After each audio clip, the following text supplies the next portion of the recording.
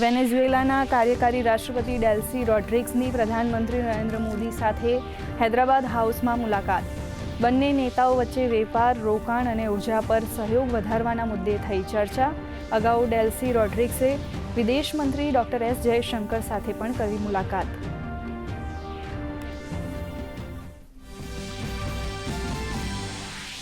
ભારત અને અમેરિકા વચ્ચે આગામી અઠવાડિયામાં પૂર્ણ થઈ શકે છે વેપાર કરાર.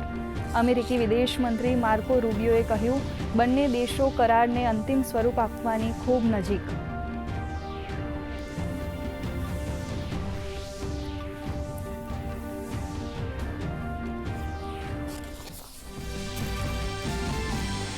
મોહાલીમાં આતંકી હુમલાનું કાવતરું પંજાબ પોલીસે કર્યું નાકામ.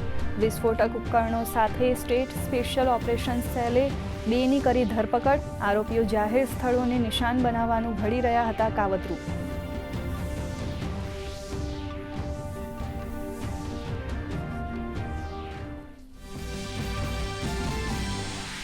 દિલ્હીના માલવિયાનગર અગ્નિકાંડમાં 21 લોકોના મોત મામલે આરોપી લવકેશને આજે કોર્ટમાં કરાશે હાજર.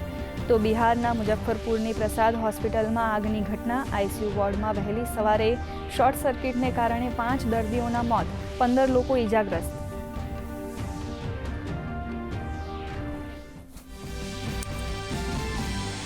રાજ્યમાં ઓપરેશન ડેલ્ટા હન્ટ. 6200 શંકાસ્પદોની તપાસ બાદ અત્યાર સુધી 501 બાંગ્લાદેશી ઘૂસણખોરો ઝડપાયા.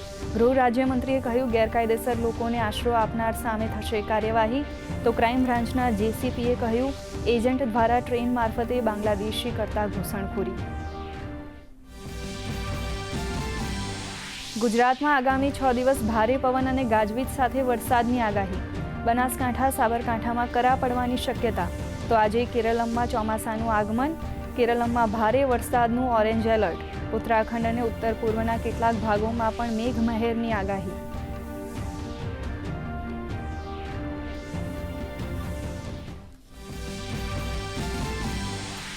અમેરિકી સંસદમાં ટ્રમ્પને મોટો આંચકો.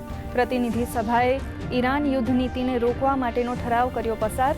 તો ઇઝરાયલ અને લેબનોન યુદ્ધ વિરામ અને પાયલટ ઝોન બનાવવા પર થઈ સહમતિ.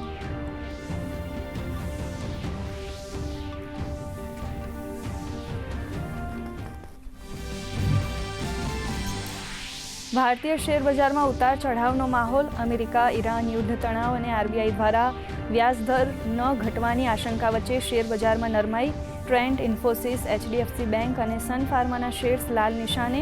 તો સોના ચાંદીના ભાવમાં વધઘટ યથાવત.